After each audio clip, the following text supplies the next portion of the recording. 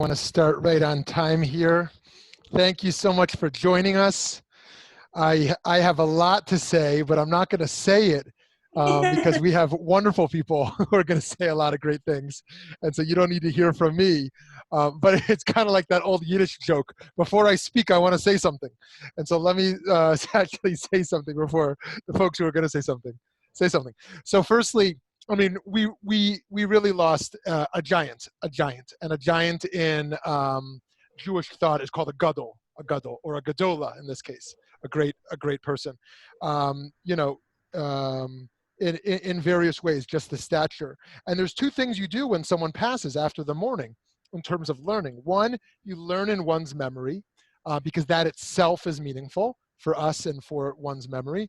But secondly, we try to think about virtues that a person had in their life and try to think about how to live with those virtues in our own lives and how to bring those into our workplace and into our homes, and in this case, into our society. And so I'm thrilled that that great folks here could join us, and as usual, part of our Jayberg-Wilk learning series, the opportunity to learn together. And when I thought about this, I said, geez, what are we going to do as a community? I said, who is a person, I automatically thought of Judy Schaffert, who is a person who has Jewish knowledge and commitment? Who is a person who understands women's rights and women's leadership? Who is a person who appreciates the judicial process? And who's a person who lives with virtues and strives each day to do so? And and a person who served most recently as chief staff attorney of the Arizona Supreme Court.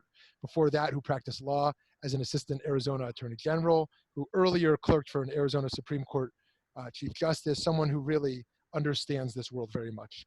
And so I reached out to Judy. I said, Judy, we got to put something together. And I gave her a week to do it. I didn't actually give her a week, but somehow we pulled it together in a week. And so now here we are. And so I'm going to pass it over to Judy Schaffert, who's going to have the chance to introduce our program. And I look forward to learning with you all. Judy, take it away. Thank you so much. Thank you, Rav Shmuley. This is really an honor, and like anything involving the United States Supreme Court, always a little bit intimidating.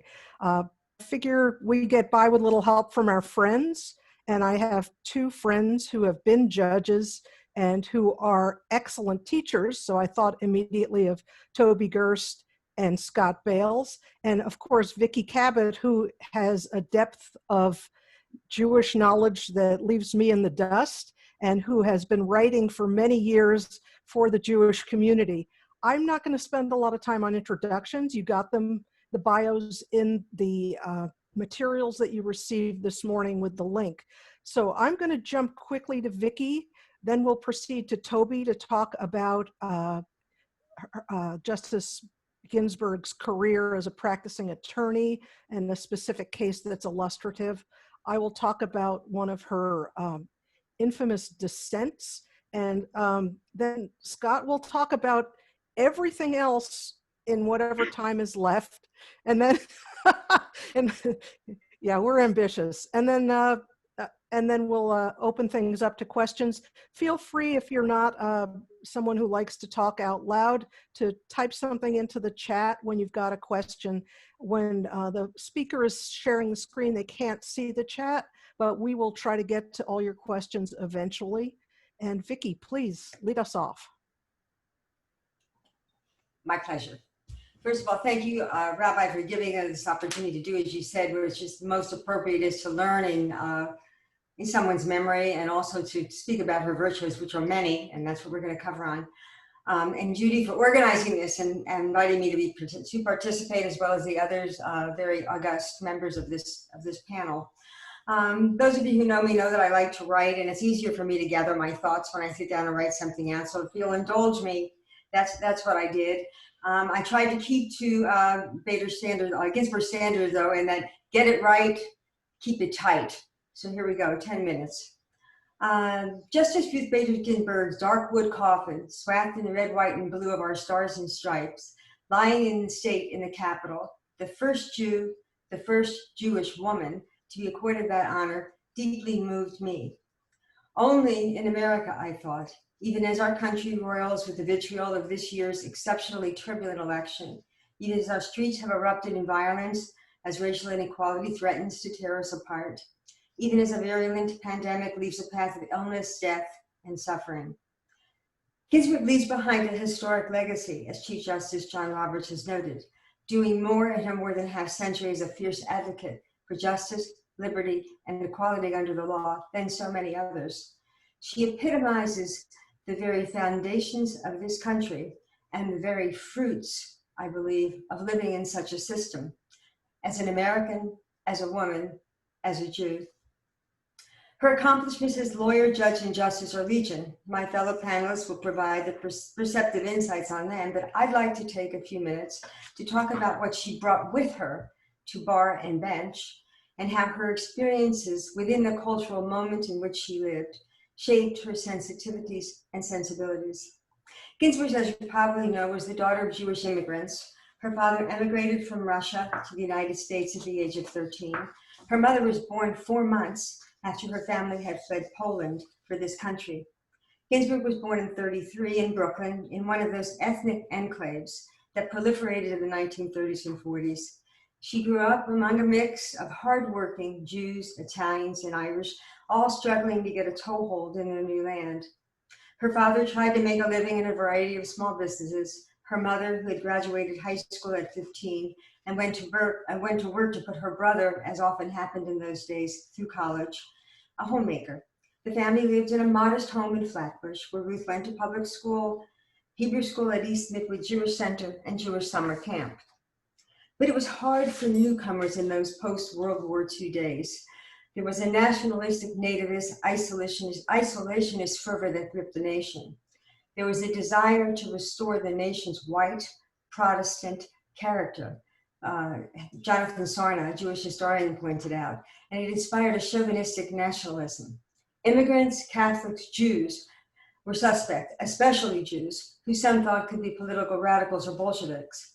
The Immigration Act of 1924 strengthened measures to staunch the flow with stringent quotas, and Jews were hit hard, with Jewish immigration falling to less than 7% of those who arrived during its earlier peak.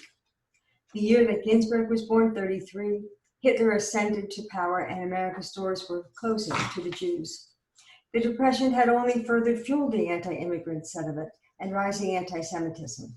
There were educational quotas, restrictive covenants, occupational discrimination, restrictions on Jews in clubs, fraternities, sororities, hotels, et cetera, including elite neighborhoods, barring Jews and others. But adversity promoted unity, and gradually Jews progressed, working hard, making their own way. And that's when Ginsburg came of age, as Jews in America were beginning to feel more at home, and the possibility of making a better life became more real. Encouraged by her mother, she excelled in school and went on to Cornell, only one of 2 Ivy League schools at that time that admitted both men and women to their classes. Graduated Phi Beta Kappa, admitted to Harvard Law School, married her college sweetheart, Marty Ginsburg, along the way. It was an American success story in the making, and Ginsburg was grateful for the opportunities afforded her, despite those that were closed off. She said, "What has become of me could only happen in America."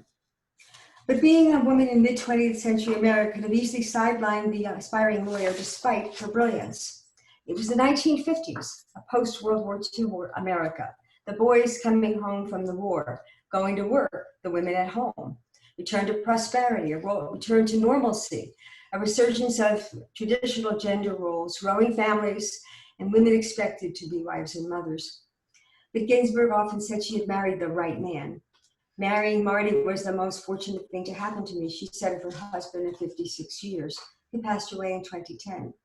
From the beginning, the couple considered themselves co-partners in life, law, and marriage, finding ways for each of them to pursue satisfying careers while still tending to home and hearth. At Harvard Law School in the 50s, where Ginsburg was only one of 9 women in her class of 500, the dean famously suggested that she was taking the place of a man.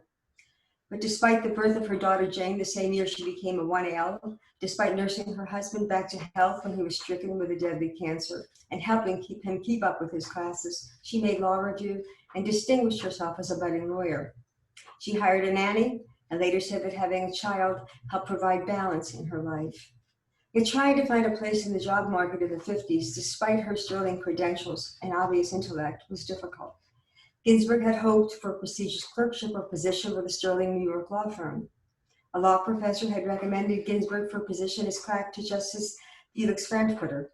The justice, who had never hired a woman, declined to even invite Ginsburg for an interview. She observed, "To be a woman, a Jew, and a mother to boot, that combination was a bit too much."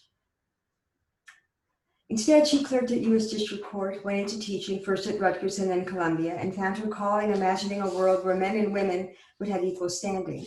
She became the director of ACLU's Women's Rights Project, where a half dozen cases would build her incremental step-by-step march towards gender equality. It was the 1960s by then, a time of cataclysmic change in America, the civil rights movement, anti-war protests, beginnings of heightened sensitivity to those who were being excluded or left behind. The Immigration Act of '65 opened doors to a new influx of Americans. The Civil Rights Acts pushed the country towards becoming a fairer, more equal, more just nation. The Fair Housing Act struck down restrictions that had kept Jews, Blacks, and others out of some neighborhoods.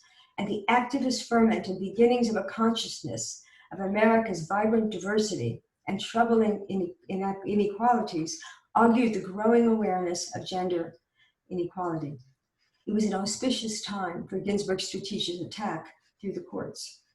Her understanding that gender equity applied to all men and women, that feminism meant equal opportunity for both, that women could manage their children's estates and men could receive benefits to be the primary caregivers of their children, that just because Ginsburg had a husband who made a nice salary, she should still be paid the same as a male coworker who was the sole support of his family, and that just because she was a mother, she could also be a lawyer.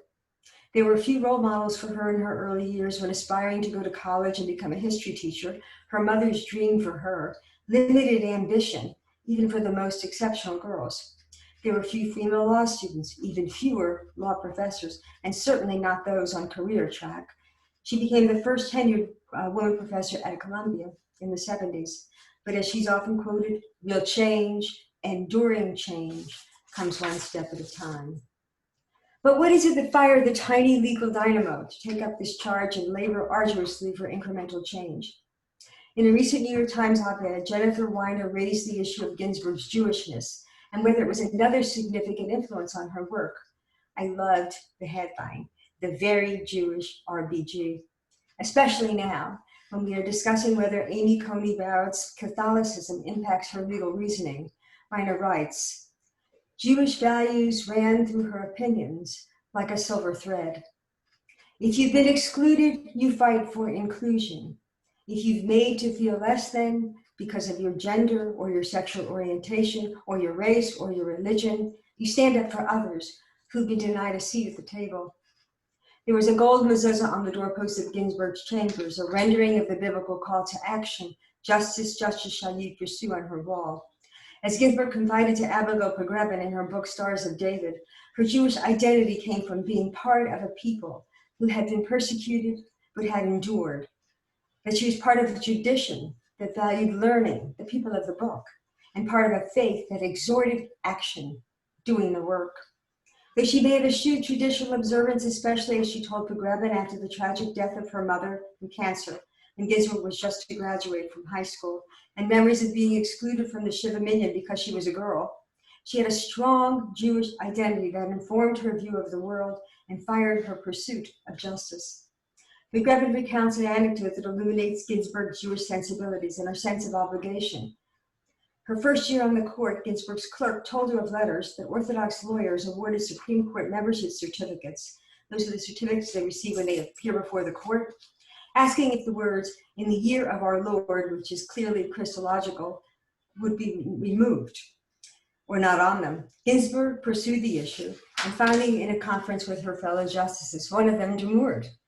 "If it was good enough for Brandeis," he said, "and good enough for Cardozo, it was good enough," he argued, and Ginsburg said, "It's not good enough for Ginsburg." And that mezuzah on her door? "It's enough to identify Ginsburg as a Jew," she said, "but also to signal during the Christmas holidays, please, no wreath here." But if I had to choose one biblical teaching that exemplifies her, it would be from the Cabot. You are not obligated to complete the work, but neither are you free to desist from it. It's a reminder to us that the work is not yet done, that it is the work of generations now and in the future to continue to honor her memory through their efforts. And so I feel enormously indebted to Ginsburg for her work, though I may have lived during an era when I would not have reaped its rewards, but I still have benefited from that, and both for myself and those who come after me. My children born in the 70s came of age in the 90s with a world of opportunities to choose from. They have had an array of choices in terms of education, occupation, marriage, and family, and that is precisely what Ginsburg envisioned, a world of choice, of choices, and the opportunity to find one's own path. As one of her former clerks observed, Ginsburg was fighting for women to get things right for themselves. As my daughter-in-law, a lawyer and a mother, wrote when I asked her thoughts on Ginsburg's passing, RBG paved the path not only for me to become a lawyer in the first place, but to do the kind of work that I do. She was a brilliant litigator who fought to end gender equality, who had the gift to imagine a world without it, and has transformed the way gender is viewed under the law. Gender is viewed under the law. I am forever inspired by her quiet commitment to the law as a tool for progress and change. Thank you. Awesome. Thank you, Vicki. I think if anybody's, there are no comments in the chat, so why don't we proceed to Toby? Okay, Please. thank you.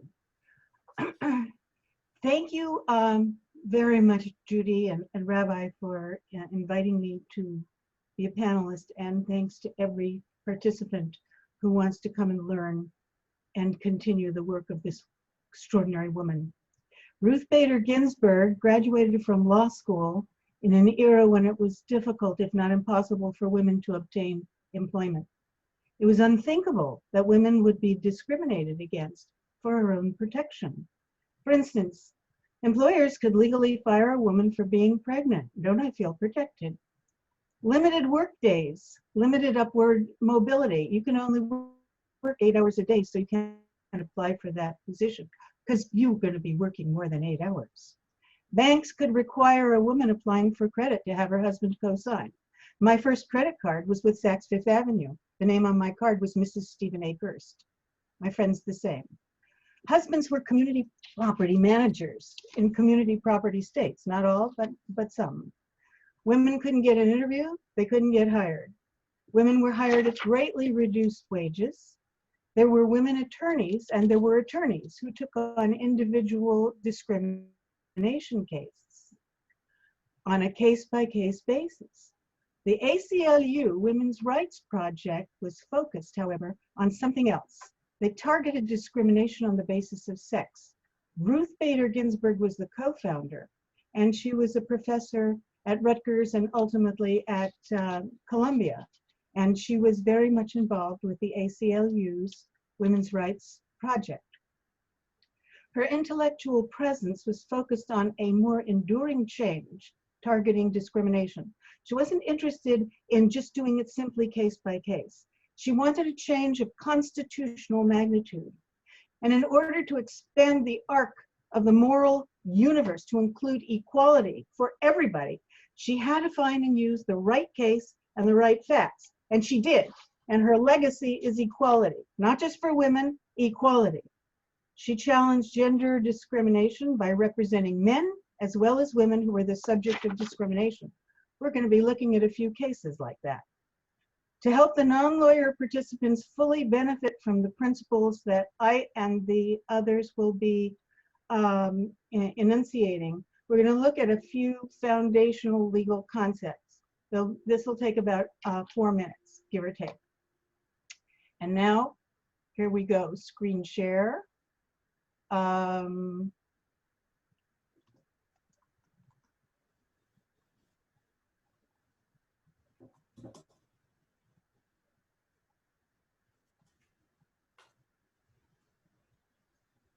Slide did the slide come up?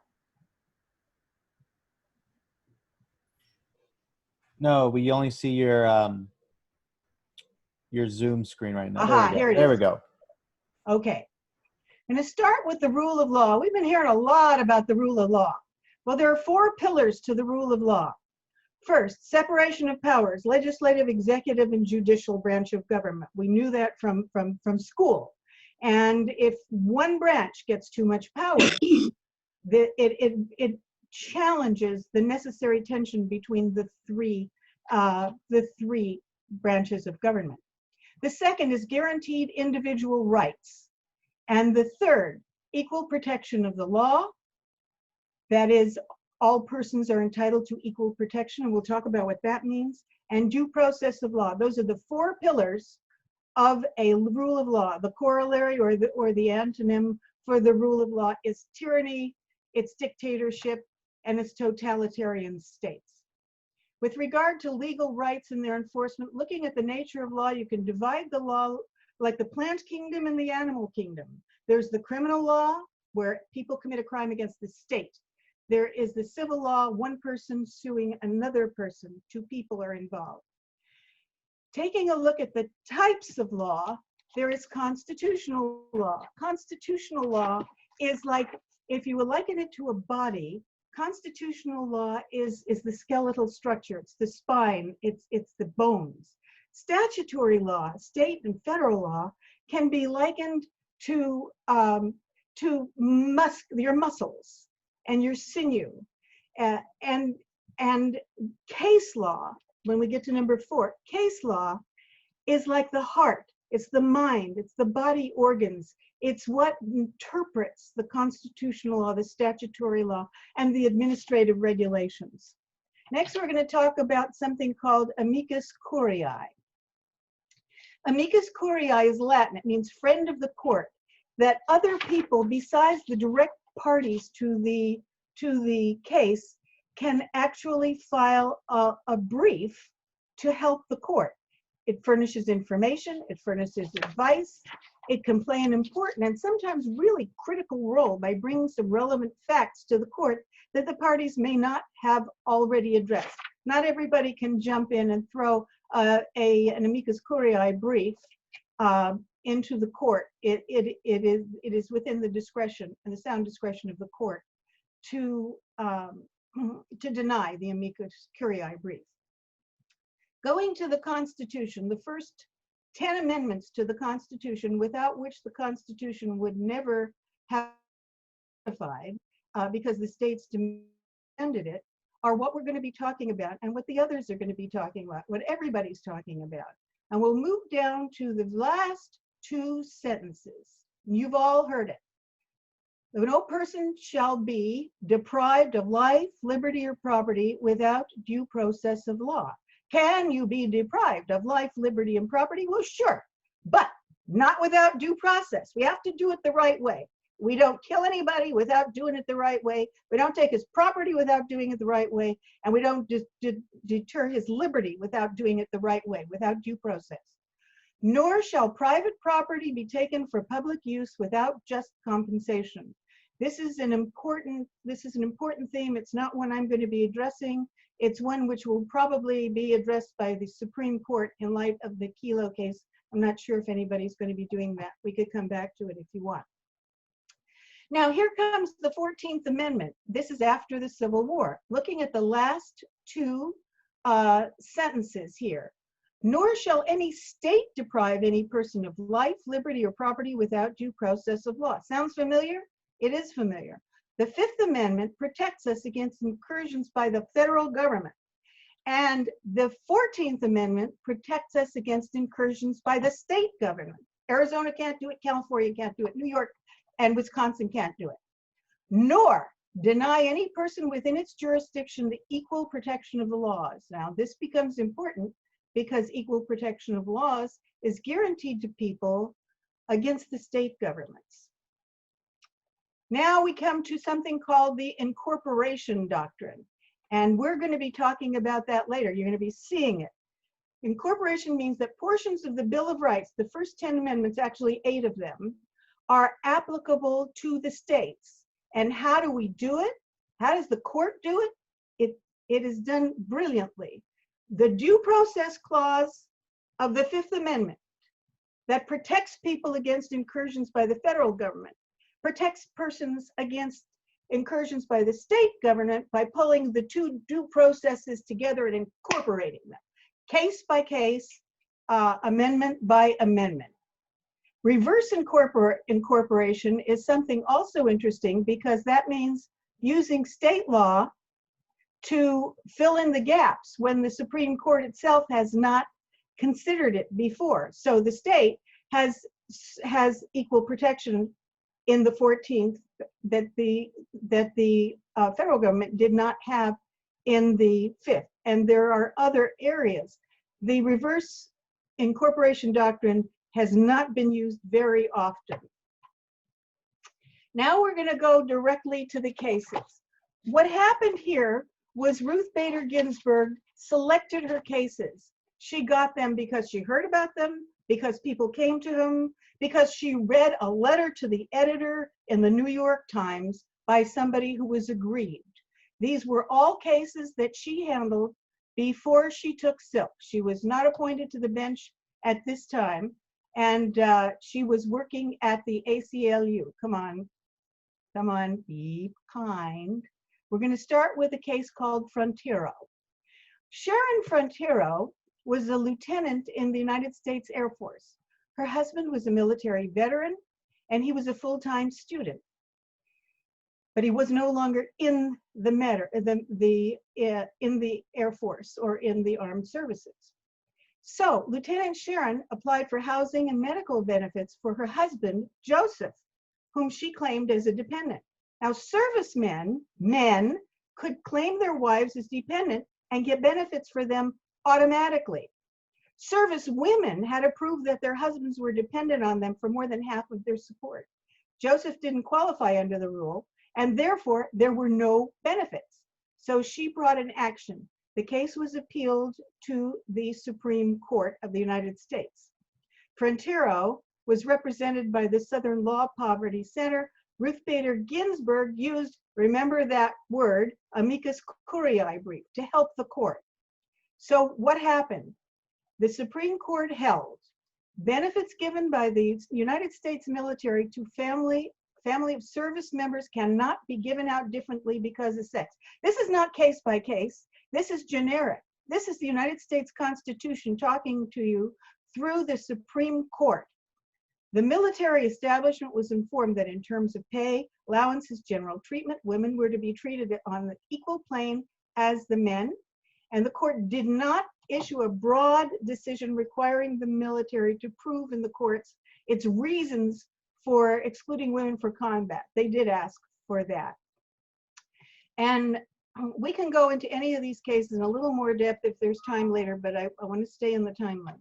The next case is Weisenberger versus Weisenfeld.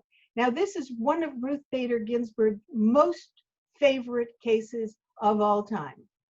Stephen, and the facts are sad. I want you to know, oftentimes in the law, facts are sad. Stephen Weisenfeld and Paula were married in 1970. Stephen had an irregular income, and it was because he was a startup computer firm. Paula earned more than her husband. She was a school teacher. She taught high school math. Paula died in childbirth. They were so happy to be pregnant, to have a child, to have a beautiful pregnancy, and then she died from an amniotic event, embolism. So Stephen became the sole provider for the support of their newborn child. To take care of his son, he cut his work hours, and he wanted Social Security benefits and child care. Now, there's a man who's being deprived of something here. Social Security benefits were made available to widows, but not to widowers. And it was an 8-0 vote with one abstention, with Justice Douglas abstaining from voting. It was held that Section 402G of the Social Security Administration Act was unconstitutional because of the gender-based protections. The gender-based protections violated the Due Process Clause of the Fifth Amendment. Why the Fifth Amendment? Because it's the federal government. It was a federal law. She's a federal employee, and it's the Fifth Amendment. Justice Brennan wrote for the court, and he said such a gender-based generalization can't suffice to justify the denigration. It's important the way the judges think about this. They can't denigrate women who do work and whose earnings significantly contribute to the family's support. So the Constitution, by their reading it, forbids the gender-based differentiation that results in the efforts of female workers being required to pay Social Security taxes and then getting less protection for their families than is produced by the efforts of men. Now, what was important there is a man was aggrieved, and the equality that this case represented, which Ruth Bader Ginsburg knew, I'm not going to get it all at one time. Brick by brilliant brick. That's how she built it. And then they have this a boring case to withstand constitutional challenge. We're not going to talk about the facts. And this is equal protection of the 14th Amendment. Classifications by gender must serve important governmental objectives to be substantially related to the achievement of those objectives.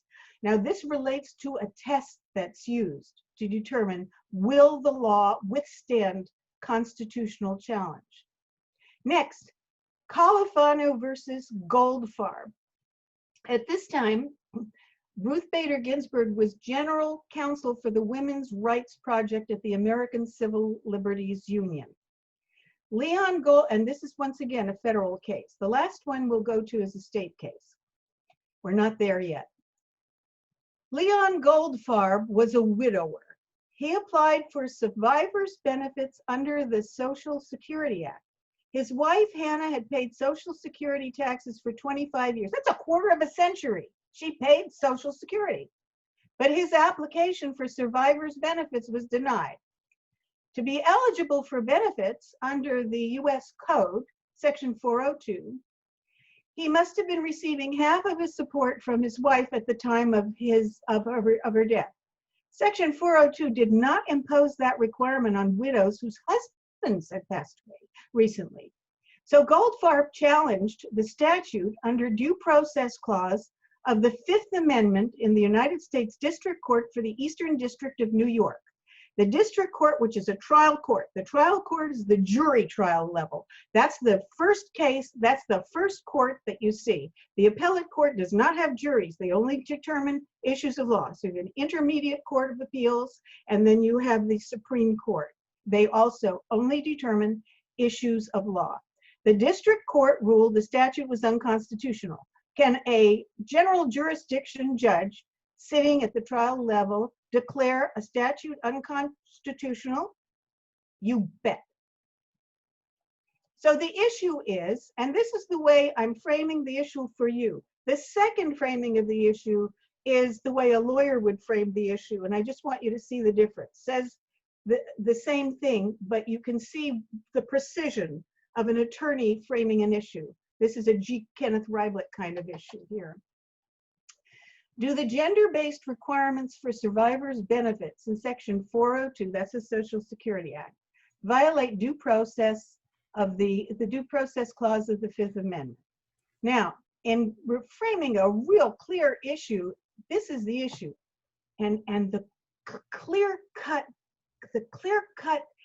delineation of a sharp thinking lawyers, the ability to see the real issue. And here's the issue.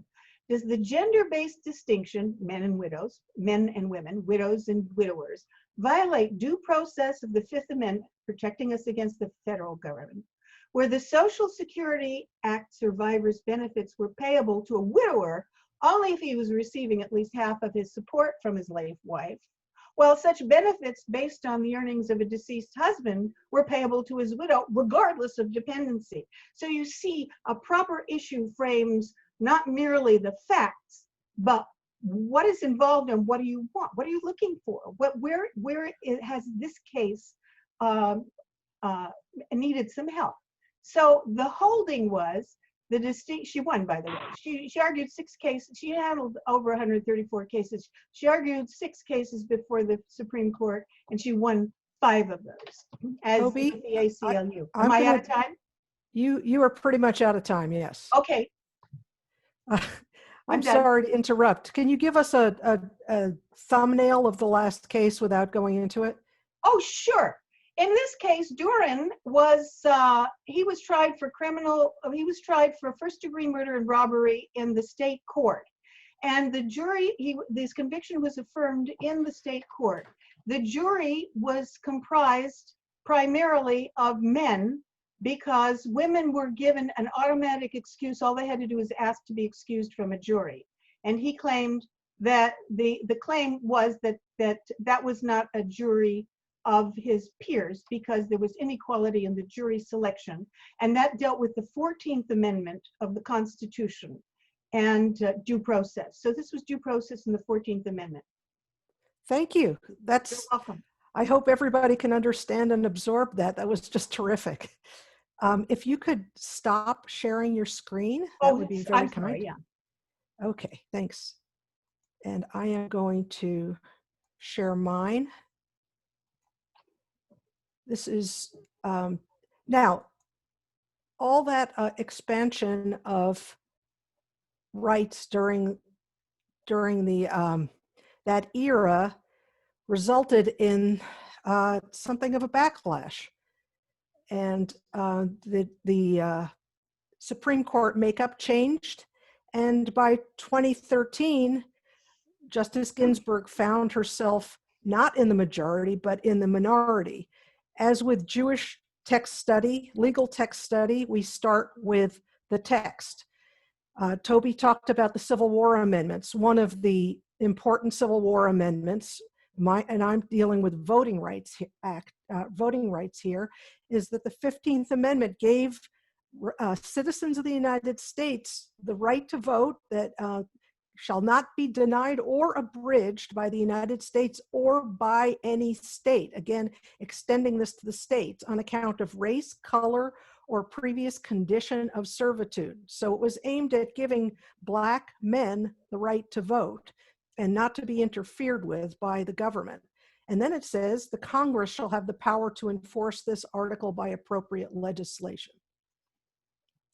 Well, many years later, almost 100 years later, it was still going on. It was a mess. And the result was the Voting Rights Act of 1965.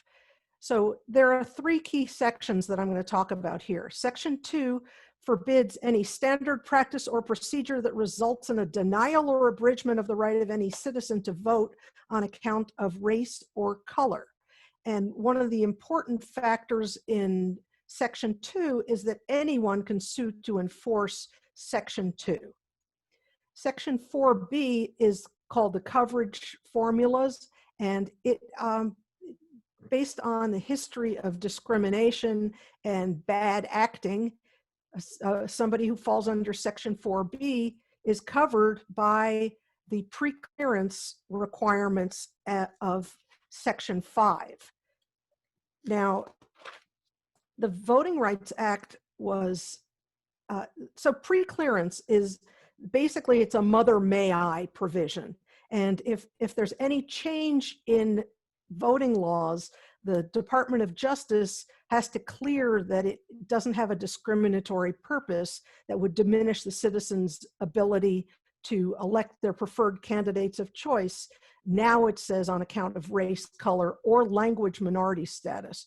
So the Voting Rights Act was expanded and reauthorized in 1970 for 5 years, 1975 for 7 years, 1982 for 25 years, and in 2006 it was reauthorized for 25 more years.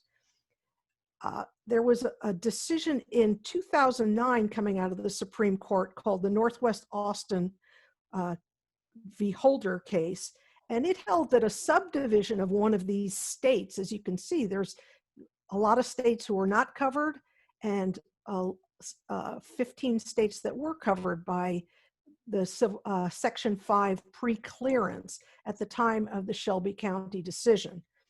So Northwest Austin held that you could sue to bail out of an individual district, as opposed to a whole state or a whole county, could sue to bail out of the Voting Rights Act pre-clearance requirement, and it upheld the Voting Rights Act as it had been upheld earlier. So Chief Justice Roberts wrote the majority opinion in Shelby, and he was very focused on the notion of fundamental principle of equal sovereignty among the states. He basically said it's a raw deal for these states that were bad actors before the 1960s, that they should remain covered by pre-clearance, and that you have to have some kind of relationship between the problem targeted and the disparate geographic coverage. That was the main focus of a not very long majority opinions. So here he's saying it's old data, that was then, this is now. You don't have literacy tests anymore. There's no more low voter registration. This was important before, but now it's not justified anymore. He basically said, problem solved. He was very focused on this fundamental principle of equal sovereignty, and he basically took something that was a bit of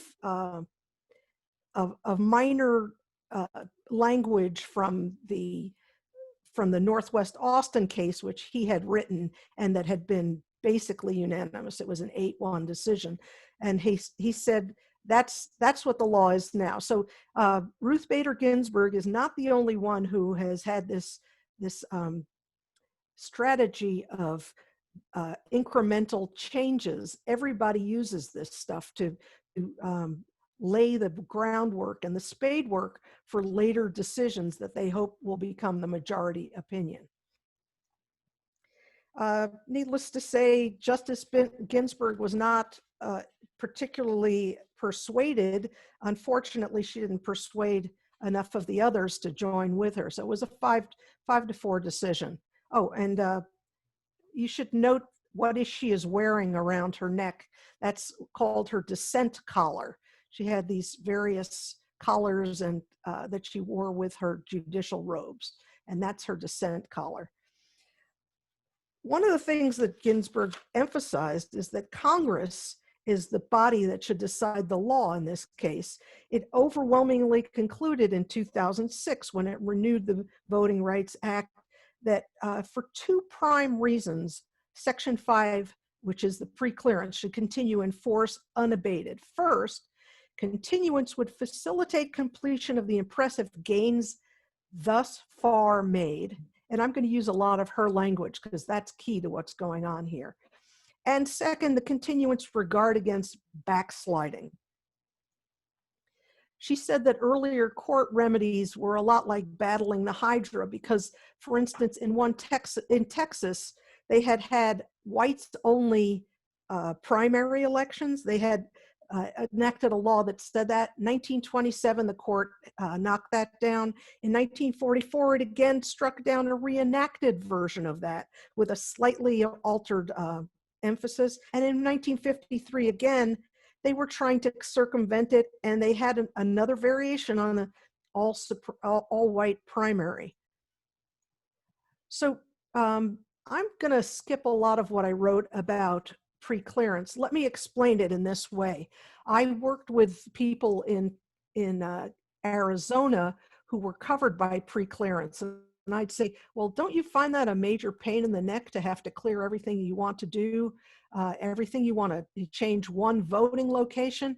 And the elections officials said to me, you know, it keeps everybody honest. It keeps us from having to do some of the stupid stuff that ignorant or malicious actors among lawmakers might force us to do otherwise. So I think a lot of the covered jurisdictions, especially the elections officials, were very glad that they had pre-clearance, even though the onus was on them to justify the changes. They could only do that if if they were justified, rather than trying to discriminate against people. So there were ways of getting the changes, both by clearing them with the Department of Justice, or you could seek approval of a 3-judge district court. So Congress just can't enact anything. There has to be a rational basis advancing a legitimate legislative objective, and Ginsburg was adamant that that was the case here. And here was the strange thing about the majority, is that it seemed to be substituting its judgment for Congress's. And it was basically saying there was no justification for continuing the the Voting Rights Act as it was in force, and especially the pre-clearance, which it had ditched. So the discrimination, unfortunately, continued. And even though there were impressive improvements, there were second-generation barriers. So the problem was that you had things like voter ID. They jiggered around the location of the polling places, and the court had earlier found Congress had adequate cause to reauthorize the Voting Rights Act. Remember, Northwest Austin had been decided in 2009, which was after the Voting Rights Act had been reenacted, reauthorized again in 2006. She was very concerned that now, we talked about earlier, the Section 2 of the Voting Rights Act allows anybody to litigate. So from 1982, now the Voting Rights Act had been in force since 65, to 2004, the successful litigation in covered jurisdictions versus uncovered jurisdictions, the ones that were gray on that map that I showed you, shows that racial discrimination in voting remains concentrated in the jurisdictions that had pre-clearance. And that's what the court had written in Northwest Austin versus Holder in 2009. But not so much. You can see that, and there were other reasons. Shelby County was part of a consent decree. It itself had erected barriers to Black voter participation by making voting at large, which dilutes the votes of a significant minority to the will of a white majority. And there was fresh evidence of racial discrimination in Alabama itself in 2010, and there had been cases in the court itself, the Supreme Court, so holding. And there are problems too with the court's abandonment of its usual rejection of constitutional challenges to legislation that the Civil War amendments authorized.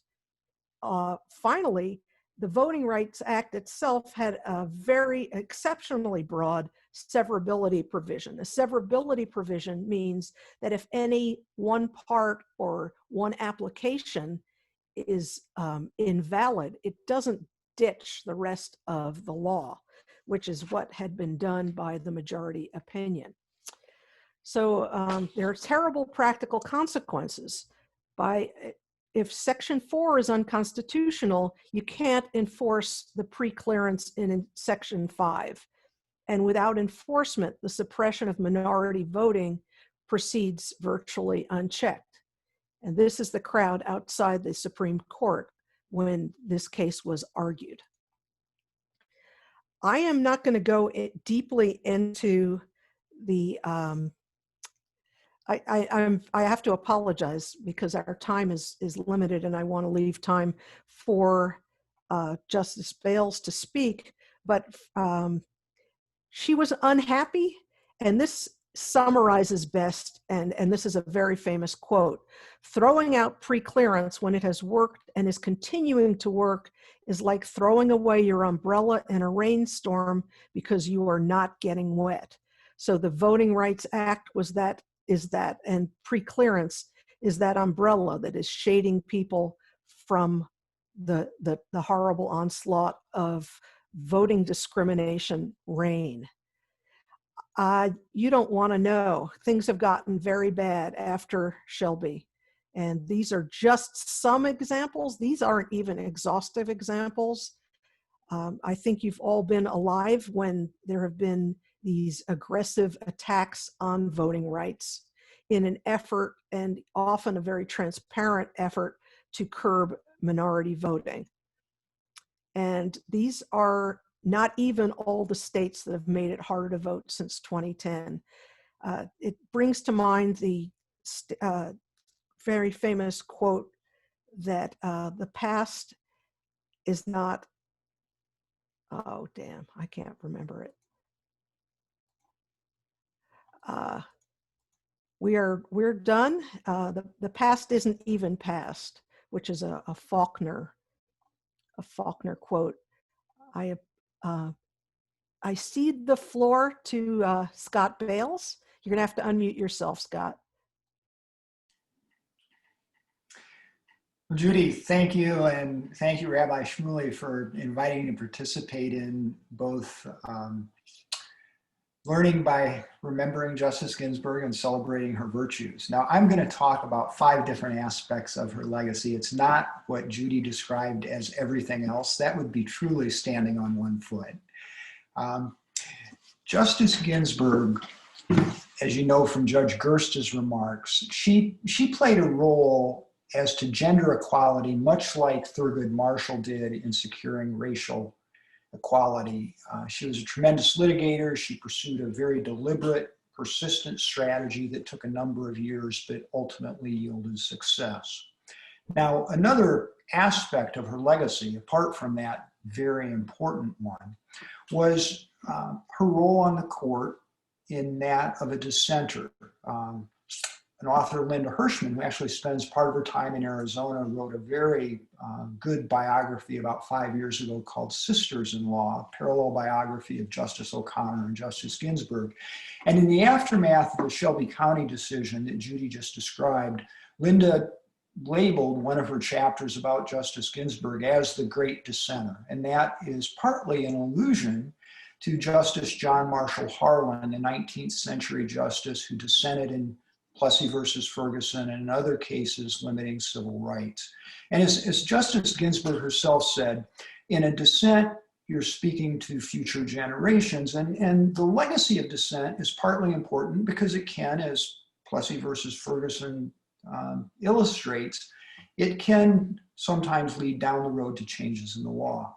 But it's also important because of the example it sets for discourse on the court. And I thought Justice Ginsburg was particularly important in that respect. Her dissents always focused on the merits of the arguments. They were meticulous in their attention to the facts of the case. And I think that is a good example for all of us today. A very popular quote of Justice Ginsburg, which we're now beginning to see on t-shirts, is that you should fight for what you care about, but do so in a way that convinces others to join you. So that is one of her legacies that I think is important. A second one, and this goes back to something that Vicki Cabot said. You know, she quoted Justice Ginsburg as saying, "Get it right and get it tight." I think Ginsburg on the court was truly a model for precision and clarity. Indeed, if you ever spoke to her in person, it was evident she was very careful, very thoughtful about her choice of words, whether talking or whether in writing. She herself observed that when she was a student at Cornell, she had studied English under Vladimir Nabokov, and that she had learned the importance of choosing the right word, the right order of words, because it could make an enormous difference in how you convey an image or an idea. And I think she held to that in her judicial career, and you see that in opinions like her powerful dissent in Holder versus Shelby County. I also think, and this is an aspect of it, I think it's very important that courts, in their opinions, write with both clarity in the sense that people should understand the reasoning and what the court's saying, but also transparent, clear what is truly driving the court's decision. Third, Justice Ginsburg, like William Brennan before her, has consistently been a voice for the role of courts in promoting equal justice under law. The dissent in Shelby County is an illustration, but there are many others. People probably recall the 2009 case, Lilly Ledbetter versus Goodyear Tire Company, where a majority of the court held that a person could not recover for wage discrimination longer than 6 months before their last paycheck, even though they may not have been aware that the discrimination was occurring. Justice Ginsburg's dissent prompted Congress ultimately to amend the law. Another example coming from Arizona would be her dissent in Safford School District versus Reading, where the majority of the court held that a school district's officials could not be liable for ordering the unlawful strip search of a 13-year-old girl who was accused by a classmate of giving her 2 Advil. The student was ordered into a closed room and forced to strip to her underwear. And Justice Ginsburg powerfully wrote that no school official should have thought that under those circumstances, those actions were lawful, objecting to the majority's holding that the school district was immune from its actions. More recently, people probably recall the dissent in Burwell versus Hobby Lobby.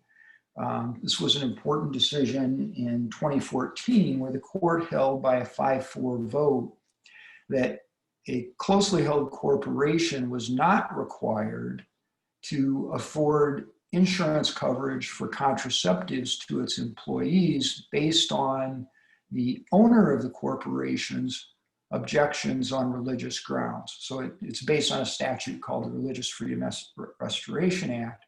But Justice Ginsburg, more than certainly the majority would even acknowledge, was quite conscious that what this holding meant was that $1 billion corporation, albeit closely held, not publicly traded, could deny contraceptive coverage to its employees nationwide. And that would have a profound impact on women employees who were unable otherwise to obtain contraceptives and an effect on their life opportunities.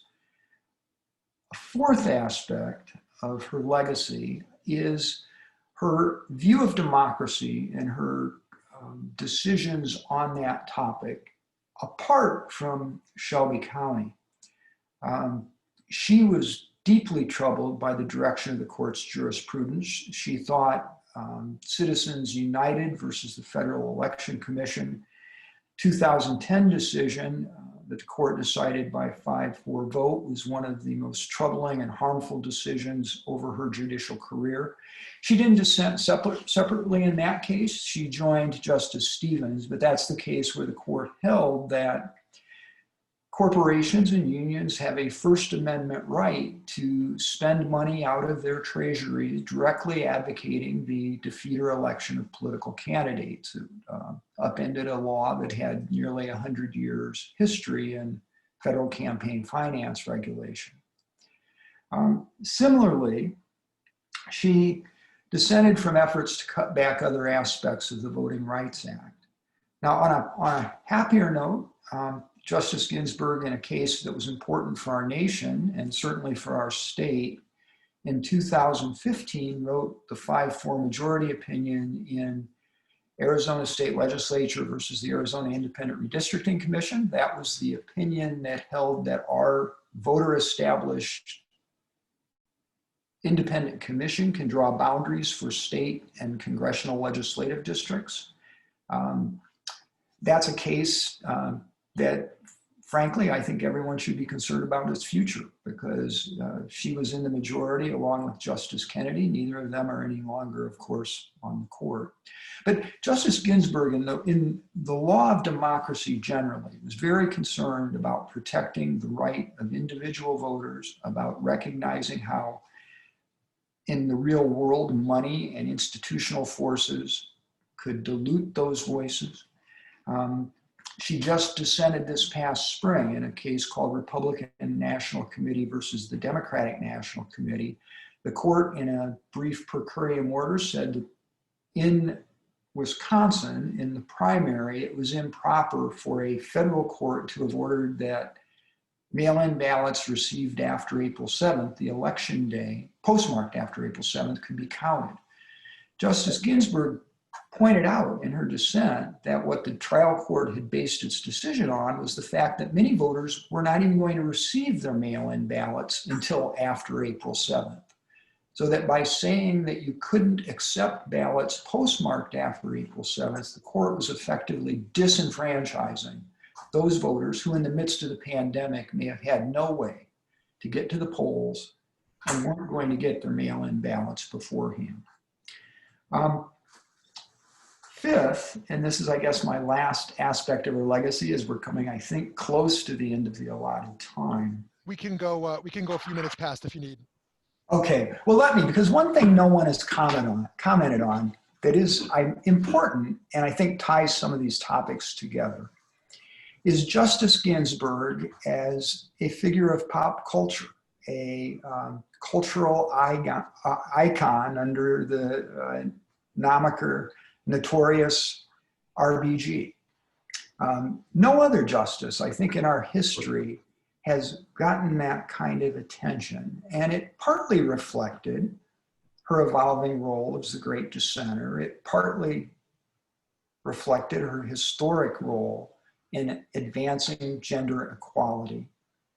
I think it also reflects that she, on the court, fought back against efforts to obfuscate what was happening. She spoke truth to power, and that has tremendous traction in today's world.